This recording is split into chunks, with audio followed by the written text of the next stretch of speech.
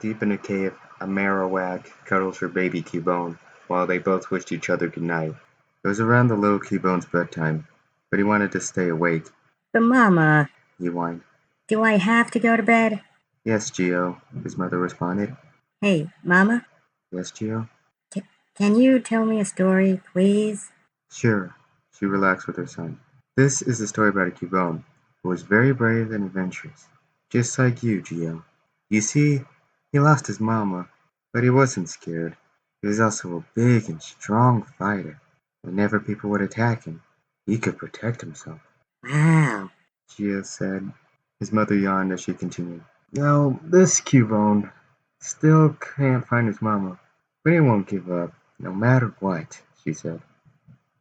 Now, it's your turn to tell me a story. Mama. They both laughed. Good night, sweetie. She kissed him. Good night, Mama. Geo sighed. The Marowak and her child fall asleep, cuddling each other. However, their sleep is soon interrupted by the calls of other wild Pokemon. The Marowak woke up and gently carried the Cubone with her to look outside. Masses of wild Pokemon are running away from a spreading fire in the forest. Thick black smoke blocked the stars and the moon. The flame's light was not enough to illuminate the bearing of those running. The Marowak choked on the scent of burning wood, and so did her child. Looking at the flames, she noticed a giant figure approaching her direction. She ran holding the Cubone. Mama? What's going on? Geo asked. It's gonna be okay. Hold on, she replied. As the Marowak ran, she could see other Pokemon collapsing, with arrows stabbing them in the back. She held on to the Cubone and ran faster. The fire spread to the remaining trees until the entire forest was blazing. Red-orange light was shining faintly on the dead, burned leaves. An arrow impaled the Marowak's back, and she fell, dropping her child. Mama!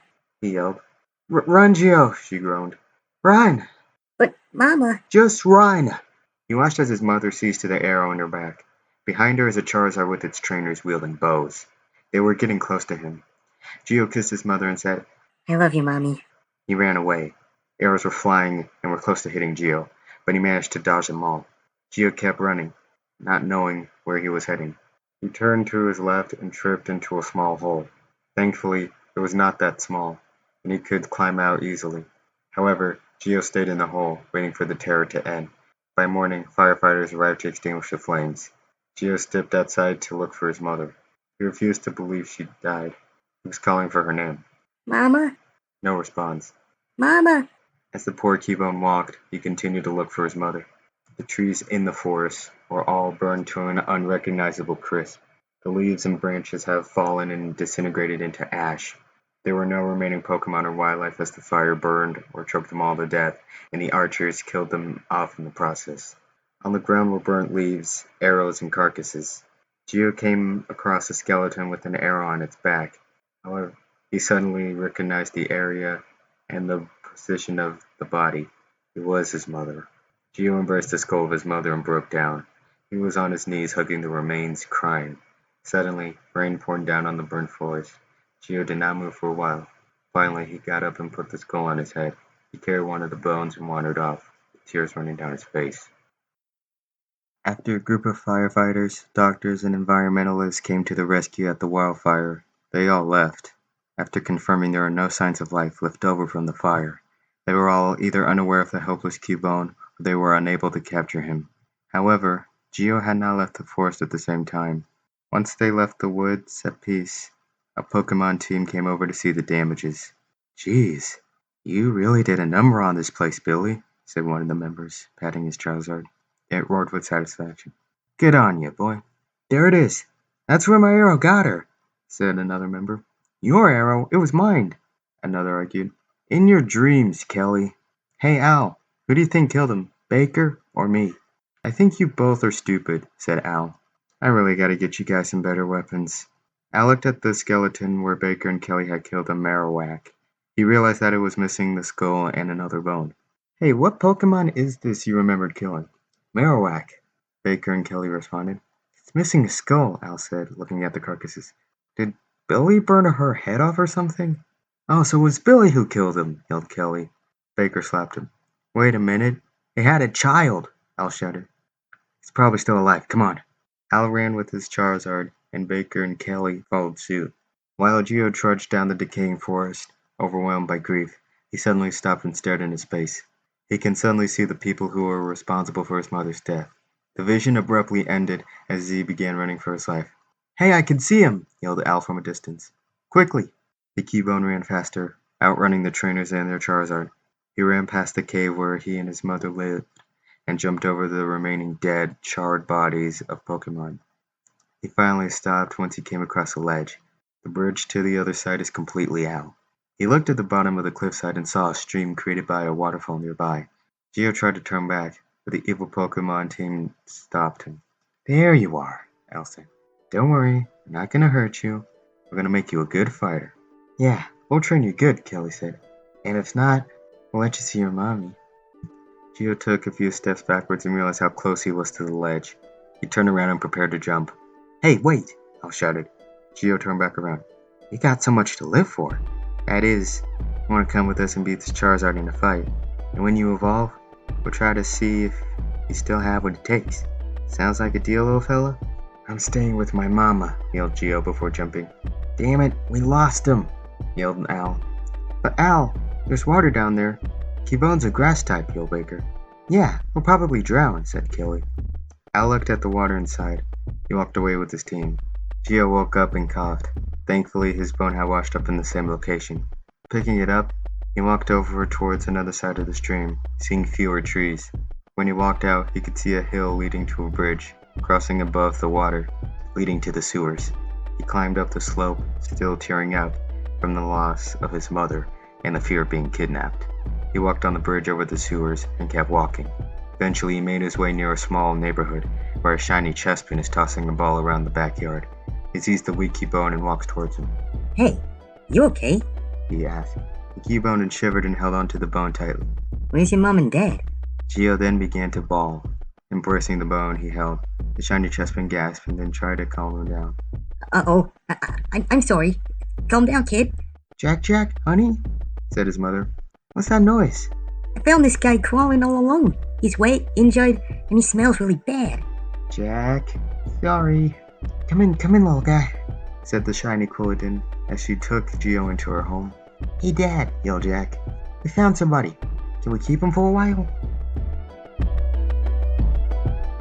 As the months passed, Geo was getting used to his new family, but he was often distant.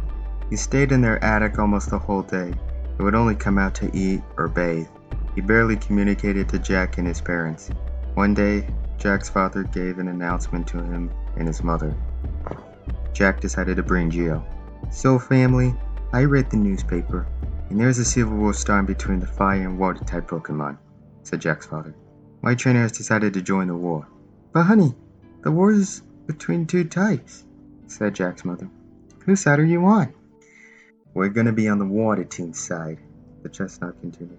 However, I'm helping him create a different team. While his father continued, Jack was reading the newspaper his father mentioned. Jack focused on the pages and read every word. Wow, who's the writer of this thing? Said Jack. Edison Evans, A Lonely Eevee. Yeesh. What, you want him to write you a bedtime story or something? Joked his father. When Geo heard the first bedtime story, he began to cry again. He remembers the bedtime story his mother told him before her death. Jack shushing him while he walked him back to the attic, then returned downstairs to talk to his parents. But Dad, are you sure you're gonna do this? What about... Don't worry, Johnny, said his father. I'll be okay. I'll stop those fire-type villains once and for all. Jack smiled. I know you will, he said. Go get him, Dad. The shiny grass-type Pokemon got together one last time as a family, but left Geo in the attic. He was still bawling at the memory. His muffled cries were shaking the skull on his head. He stopped as he remembered the team responsible for his mother's death. He wanted to avenge her, but he was an easy target for being taunted for crying. He and Jack are only 8 years old, and Jack has not shed any tears. After Jack's father had left, he was slowly socially deteriorating from the lack of interaction with his father. He always saw his father as his superhero, and he left the house to become what Jack had imagined. But he was scared, and so was his mother. He did not want his father to die, even if the water types won the war. It also did not help that Geo was getting more depressed. He could not thoroughly explain why he was so upset without sobbing at the memory. Having to shush him like a baby began to annoy Jack, and he wanted it to end. Mom, can we please do something about that guy? He asked his mother. Jack, you know why Gio is upset? Gio responded. About his mom, I know. But it's driving me crazy. It's making me feel the same for Dad. It's what? Mom, ever since he left to go to war, I have been really worried about him. I don't want to lose him. I don't want to be like Gio and just cry every minute. Big kids don't cry. Jack, honey, Dad's gonna be okay. I hope, Jack sighed. Later that night, Jack waited for his mom to go to sleep. At this hour, Gio would still be awake, looking at the stars from the attic's window. Finally, when Jack could hear a soft snore from his parents' room, he snuck in the attic to talk to Gio. In the attic, Gio could not sleep. He was staring at the window with images flashing in his mind. Gio was fighting someone, and he did not want to fight back. When the vision was over, Gio looked at his bone. He hesitated to use it for his defense. How would his mother feel? Once again, Gio remembers his mother, and the waterworks came by, but he stopped. As he wiped his tears, Jack came into the room. Can you sleep? Gio didn't reply. I can't either. Look, I know you're sad, but I want to make you happy for once. You want to play outside? We'll be back before Mom notices. Gio turned around and looked at him. Gio and Jack snuck out of the house to walk near the sewers where Gio met him. Gio did not know where Jack was taking him, so he followed carefully. He quickly remembered the torturous scenarios again. Jack was telling Gio to be careful when walking in the dark path. The visions disappeared, the more Jack spoke. Jack and Gio were heading closer to the woods, with the moon and Jack's flashlight illuminating the trees. My mama never let me go outside at this hour. Gio finally said. Really?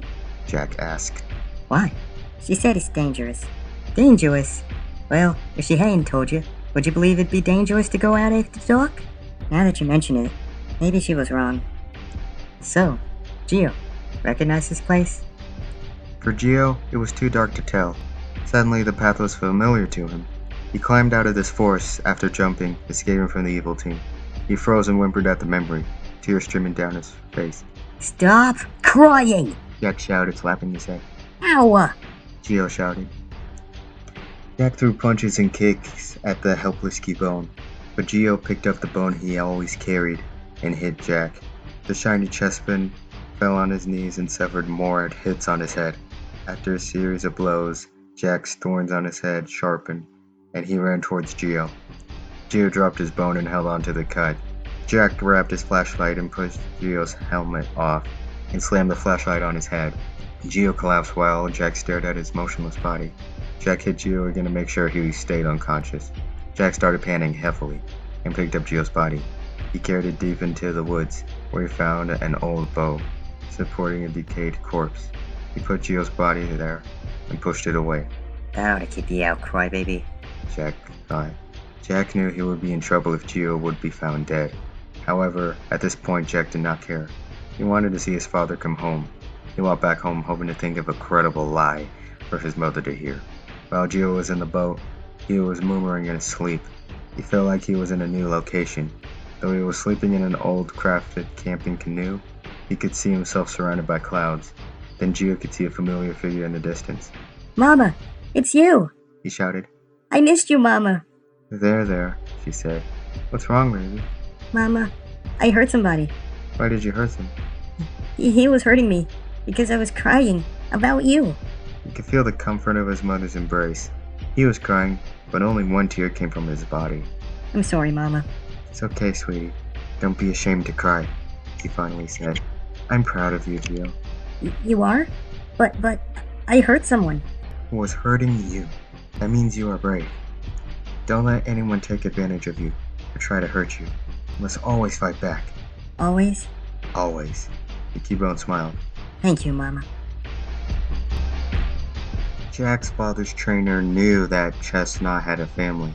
Instead of leaving them, he decided to take them all home to take care of them. Jack's family were the only ones he could find in the woods. The young man was aware of the Pokemon team who was responsible for the deaths of trainers and their Pokemon. While others stayed at home with their Pokemon during this crisis, this man took the phrase, "gotta catch them all," seriously. His mission was risky, but he did not get to achieve his goal. The trainer's dedication to the safety of other Pokemon may be the reason why Jack's father is determined to go to war. Jack's father and his trainer always took risks, and soon Jack himself would be learning how to take risks. Hurting a Cubone was not a good start, and soon he was turning into a troublemaker. Jack had no choice. He begged his mother to let Cubone find a new home, but she thought that Cubone would have no help. To Jack, it was for the best. He stopped caring for Geo, and even for his mother. All he cared about was his father's safety. Jack, at 8 years old, snapped. He wanted to exterminate all fire-type Pokemon if his father died. He wants the world to know how he feels about losing a loved one to the hands of villains. Jack wanted to hurt somebody again after fighting Geo, but fire-type Pokemon instead. Jack wanted to apologize to him if they ever meet again. However, Jack knew he would be in trouble for telling the truth to his mother. It would take a long time for Jack to take this risk. He felt guilty hurting Geo, but what about hurting a fire-type Pokemon? Geo finally woke up and reached another part of the forest.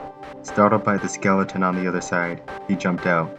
He remembered the fight with Jack, but he could not understand his generosity despite their aggression. Geo expected to be buried, or even meeting a gruesome demise. But no, he was sent to another place, hopefully of no abuse or memories of his mother. Geo put on the skull and held onto the bone, and explored the woods. As he walked through the woods, Geo was not scared. He did not cry, and he was determined to run off. However, it did not last long. Geo could see a lighthouse on fire and burning down with an explosion. He was on the top, crying for help as the tower collapsed. Geo fell off a ledge, wiping the vision away. He looked down and braced for impact. It was not a good landing. He landed on his right leg, bouncing and skidding across the grass. When Geo got up and tried to lift it, the Cubone painfully shrieked. Geo's screams echoed from afar and brought attention to some people nearby. They immediately took the injured Cubone over to their campgrounds. Since there was no Pokemon Center nearby, some men took care of Geo's injury. Geo was losing cognizance while the medics did their work. He could see his mother again, but he did not cry. She was hugging him and kissing a small bruise on the area where his broken leg was. Geo groaned and weakly smiled. Geo woke up again to find his right leg in a small, handcrafted cast. He could still feel the pain and decided to stay where he was. Where was he? The Cubone looked around to see a group of men taking supplies to ships. There were small boats and lifeboats containing soldiers who went to nearby tents. There were no Pokemon in sight. Geo felt awkward at the fact that he was the only Pokemon in this area. However, the men treated him like he was their kind, and offered to help them with the work while his leg heals. While the small Cubone could not do much with his broken leg, he was able to help pack boxes. Inside the boxes were ammunition, first aid, and food, neatly organized.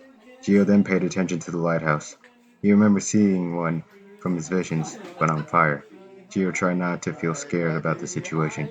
And even though that was from his imagination, Geo was worried it might happen. As the Fire-Water Civil War progressed, the fire team was slowly winning the war. They outnumbered the water team, and 2 of their generals had died. 2 other soldiers had fallen, but they were the only KIAs during the war. Hey, guys, we're getting somewhere, yelled Al. What do you mean? Asked Kelly. I got word that the water team's generals died, and a Marsh Tom committed suicide before the battle. Sir? We have gotten word that someone else had intervened in this war, Baker said. What? Yelled Al. Al's team of fire-type Pokemon and trainers who all fought in the recent battle returned to their base feeling ashamed. Al was not happy and scolded at the young men and their Pokemon. These young men were drafted and knew nothing of the war. Not all soldiers of the fire team were men. Some were early teens and pre-teens. The fire team trainers, Al, Baker, and Kelly, all forced them to be hostile, take good care of fire-type Pokemon, and abuse other types. These kids wanted to go home and see their families again. The Pokemon felt the same way, all for the fire-type superiority.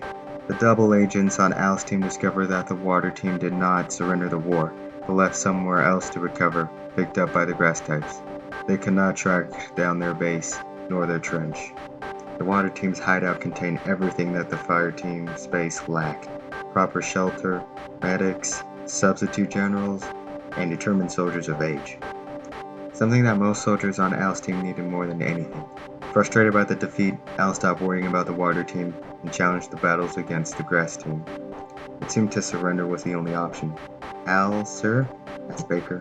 What is it? He groaned. trying to strategize. Strategize? Thought you already thought of a plan.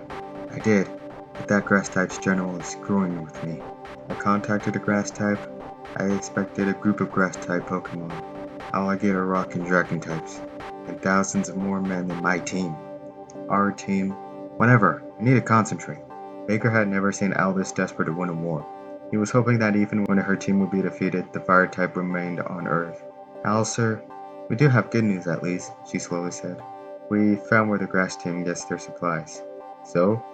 Asked Al. So, we're going to bomb that place. Any Pokemon there? Only one, sir. A Cubone.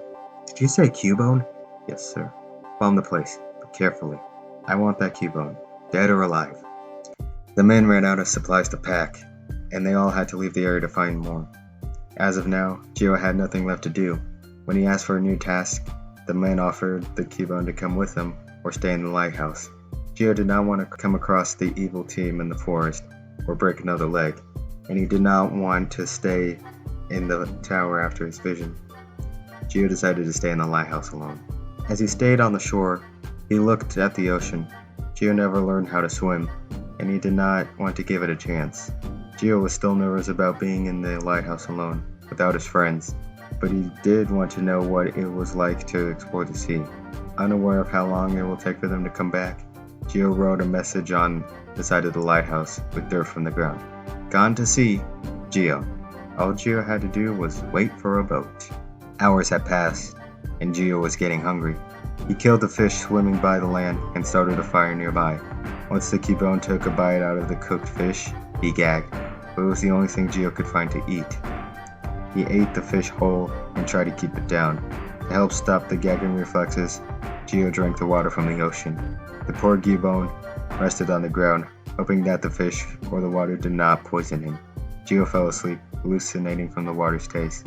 Gio woke up after half an hour of sleep. He could see a ship coming towards the island. There were no supplies left, he thought. Why would it come all the way here? Maybe it was finished with the battle, but this is not specifically a docking station. The ship was heading close to shore. Gio waved to get the captain's or anybody's attention. Just then, the boat started shooting in the Cubone's direction. Gio ran back to the lighthouse to duck and cover, avoiding the bullets landing on the ground. He quickly climbed to the top of the tower, trying to dodge the projectiles. The lighthouse exploded in flames, as thick black smoke emitted from the tower. The memories are coming back to Gio, hiding from the assassins, fiery scenery, choking on smoke. It was like the time he lost his mother. Gio was unable to concentrate since the scenario looked the same as his first traumatic experience. However, he stopped reminiscing about the trauma and focused on the current situation. If he got out of the lighthouse now, he would get shot. Was it best to play dead in the flaming beacon until the soldiers arrived? Gio was out of options, and he was not ready to die yet. He continued to duck and cover until the gunfire stopped. While Gio waited, the sun had already set. The skies were turning black. Or was it the smoke? Gio walked outside on the deck. The ship stopped moving, and no soldiers were coming out. Have they run out of ammo? Gio stood on the floor until he could feel the tower shake. The battleship shot just below the deck and exploded. Gio hid back inside as the shaking intensified. Slowly, the lighthouse fell to the ground, creating smoky dust on the ground. Gio was unconscious after the collapse. The ship ceased fire and stopped at the island. Gio finally woke up and was being taken to a new room in chains. The Cubone, with burns on his arms, legs, and belly, still had the skull on his head, but he did not have the bone. Did he lose it in the collapse? Gio was surprised at how he survived the lighthouse destruction. The flaming tower was the last vision Gio underwent, and Gio thought it would be the one where it kills him. After the collapse, Gio had no other visions or dreams while he was still unconscious. Finally, he saw 3 familiar faces. Perfect. Put him in, said Al, opening a cell door. The soldiers threw the Cubone into the cell. Great job, Baker. And you too, young men. They all saluted to Al. Look at you, said Kelly. You're just so precious. I'll hug you and squeeze you and call you Capone. Cubone, shouted Gio. Oh, we're gonna get along, aren't we? Baker slapped Kelly again. Get back to work, she yelled. When Baker and Kelly walked off, the soldiers removed the chains and gave Geo the bone he lost. They gave him new clothing, an orange shirt with orange shorts, and a red neckerchief. The shirt sleeves have fire stitched under a small image of a fire. Geo has to wear this wherever he is. It'll be okay, new guy, one of the soldiers said. The war will be over soon. One of them waved goodbye, while the other one had a frightened look on his face. After Geo put on the suit, he struggled to put the neckerchief on. Looking great so far, said a voice. Startled, Geo picked up his bone and turned around to see a spiky-eared Pichu, dressed similarly, only the shirt was too big for her. Friendly! It's okay. We won't hurt you, said another voice. Geo dropped the bone to see another Pokemon in the cell. It was a chubby Scorbunny, whose clothes looked small for him. What's your name? Asked the Pichu. I'm Geo, said the timid Cubone. My name's Thunder. I'm Nibbles, said the Scorbunny. Now, what happened to you? What are you in for? The Pichu asked. They killed my mama, and they want to kill me. At first, I ran away and lived with the Chespin for a few months. He could still remember the events as he explained. Then, we got into a fight. He knocked me out and put me in a boat and pushed me away from his home. When I woke up, I broke my leg, and I got taken care of by some people who helped send supplies. Then, when they ran out, I stayed in the lighthouse. And there was a ship. It was shooting at the lighthouse until it fell down. The Scorbunny hugged the poor Cubone. Geo has been through a lot. Losing his mom, running away from home, finding a bully, and surviving destruction. He lives through all to tell the tale. So, where am I? He asked. You're in a jail in the fire team's base, Thunder said. Do you know the status of this war? No, I haven't heard much. From what I've heard, the war has reached a stalemate, Nibble said. No battles have been declared so far, so we're stuck here for a while. Geo was now in a small prison for the kidnapped. Fire-type Pokemon had to go through war training for most of the day. Nibbles had been through the awful training, and he tried his best to get used to it. After practice, he prays that he returns home. Kelly mostly treats Nibbles like he was his pet, which did not make the situation any better. Other Pokemon, like Geo and Thunder, are mainly forced to take care of ammunition for the soldiers. They are heavily supervised and could not do anything else but work in the factory underground. If they tried to rebel, Baker would euthanize them. If anyone escaped, Kelly and Baker would hunt them down and bring them back. After their third attempt, they kill them. This prison is a place where Geo did not want to spend the rest of his life. He and everyone else in prison has to escape immediately. Geo and Thunder were taken out of their cell to work on packing ammunition and tightening the shells. As they worked, Al was calling them names that made Geo want to beat him so bad. Thunder was aching to fry Al alive as she moved the heavy boxes. Geo and Thunder spent up to 2 hours tightening bullets and properly organizing them. If anything, Geo could get used to this, since he spent weeks helping the water team with the supply. The difference is, there are no health supplies anywhere. Geo has not come across a medic on the fire team. Al is that egocentric. While the poor Cubone and Pichu did their job, they wondered about Nibbles. Kelly teaches the fire types mainly attacking the enemy. But since the Fire-Water Civil War has reached a stalemate, the combat-related lessons were paused. Instead, they worked on gymnastics. For some reason, being a prisoner of war is less abusive. Everyone wished that the final battle would come soon, so they could all wait for their general to surrender. That means they all could go home.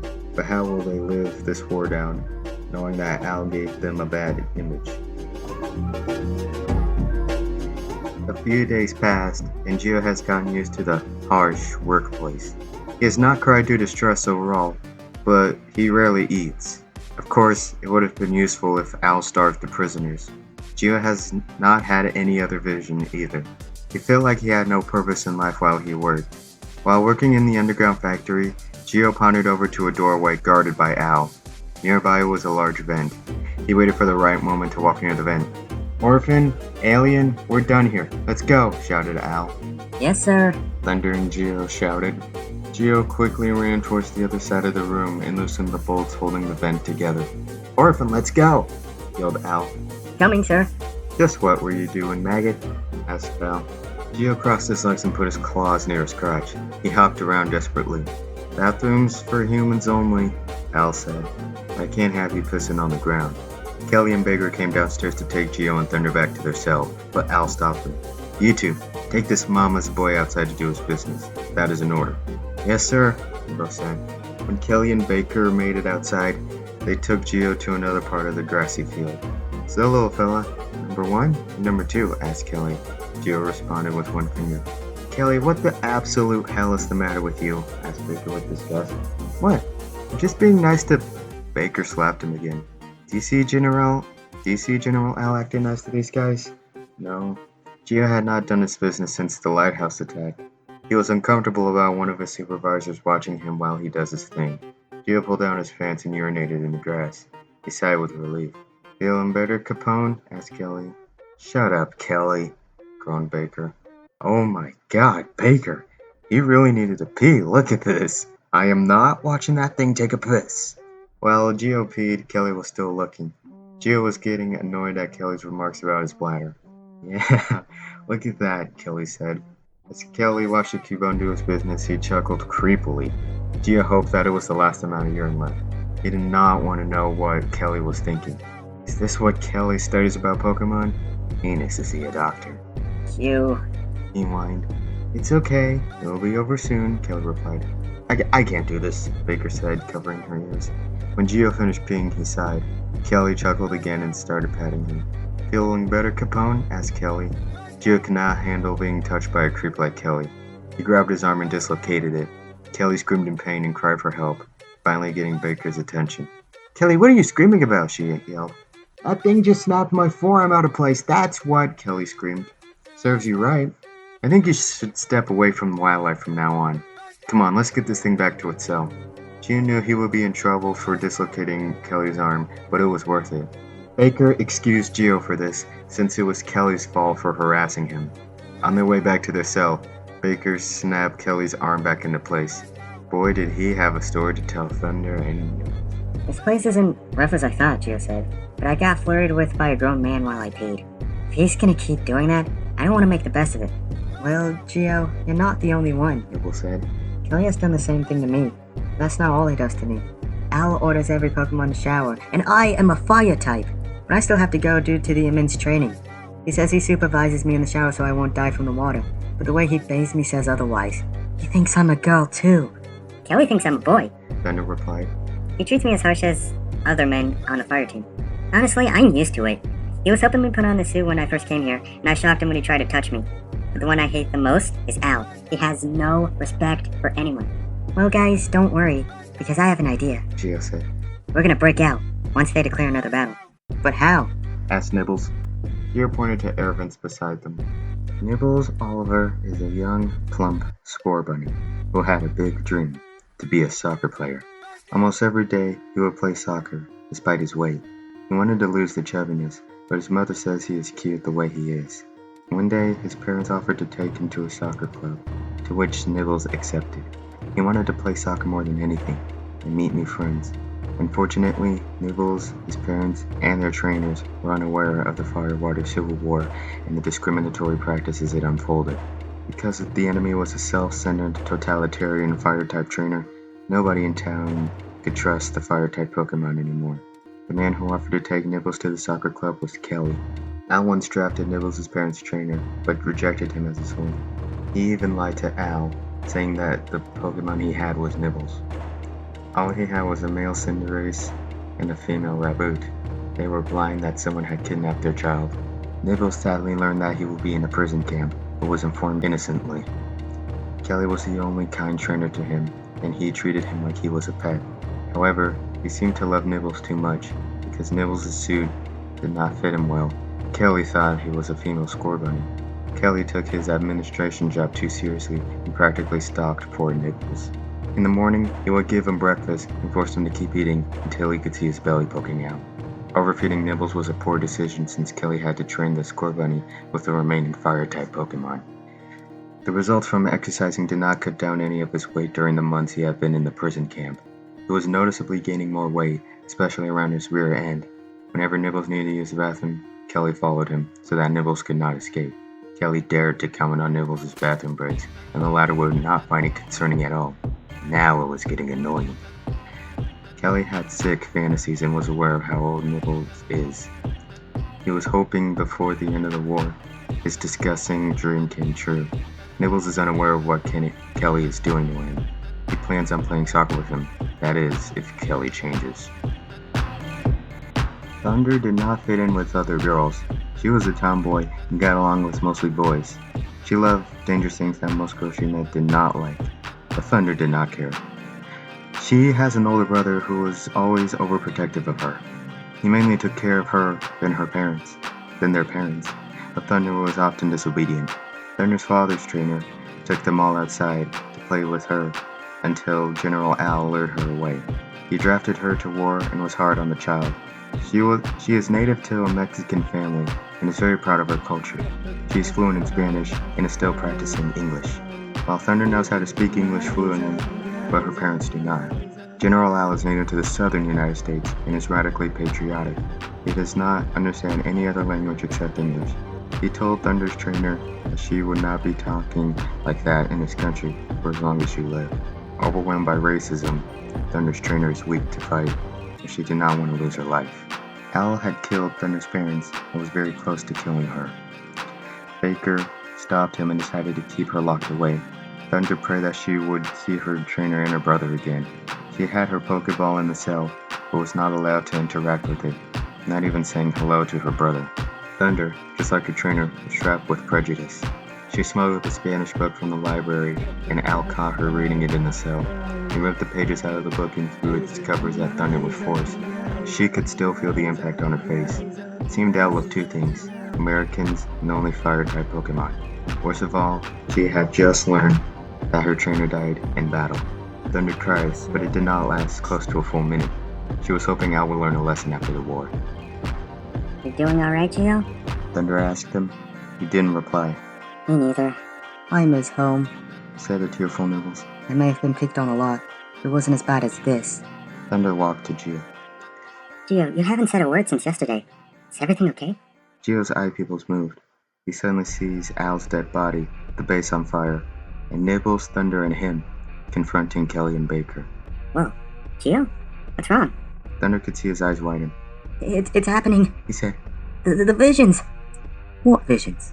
asked Nibbles. Gio calmed down and breathed slowly before talking to Thunder and Nibbles. Since my mama died, I've had these visions. What do you see? Asked Nibbles. They all look like what's gonna happen in the future. Explain, please? Thunder asked while scratching her head. Okay, but it sounds kind of strange. Gio recalled the past events that triggered his visions. On the night the forest caught flames, Gio could picture his mother's dead body. Ever since he stayed in Jack's home, he knew that he would fight Jack and lose. Waking up in the boat, he imagined that he broke his leg minutes before that happened. The lighthouse was on fire in Gio's vision while working with the men at the seaside. When they left the Quilladin alone, the fire team shot down said lighthouse. It was a lot for Nibbles and Thunder to comprehend. Finally, Thunder spoke. Listen, Gio, we're not doctors, so we're not sure what to do. If anything, your visions are helping you. You knew exactly what was going to happen, and you lived through them. Visions? Asked the whispering voice. What kind of visions are you talking about? From the outside of the cell, a Torcat and Charmeleon stand outside. They are dressed similarly to the soldiers. Shouldn't you two be hurting innocent people? Asked Thunder. Thunder? Gio pointed at Nibbles.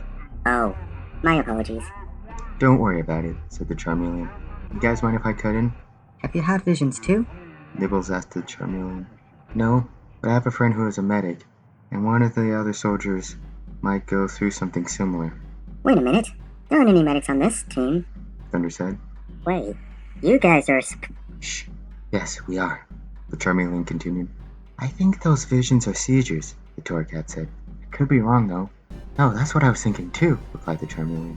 Young man, you might be having seizures due to the trauma, and your friend here has a point. It seems to be helping you. Also, hate to change topics, but is this a prison? Asked the Torcat. Yes, they're forcing us to work in the factories. Thunder said. And do harsh training, cried Nibbles. Don't worry, you guys. We're gonna stop this, once and for all, the Charmeleon said. We're gonna teach that general a lesson. The Torcat and Charmeleon walked away. So, Gio, What was your recent vision about? Asked Nibbles. I saw General Al dead, Geo said, and the base catching flames. Yep, you're psychic. Yelled Thunder. If we smell smoke, we leave. Later that night, the prisoners went to sleep, but Geo stayed awake. He used the bone to pierce the walls and remove the vent. Despite the noise he was making, Thunder, Nibbles, and the neighboring prisoners were still asleep. After finishing modifying the shape of the hole, Geo could smell smoke. Guys, wake up. It's time, he whispered to Thunder and Nibbles. It is? Thunder asked while Nibbles yawned. What's that smell? It's not me this time, said Nibbles. Wait, that's fire. Thunder, can you light that light bulb? I think so. Thunder groaned, stretching. Geo and Nibbles helped Thunder reach the light bulb from the ceiling. Thunder touched the bottom with the palm of her paw, and the other side with her stubby claws.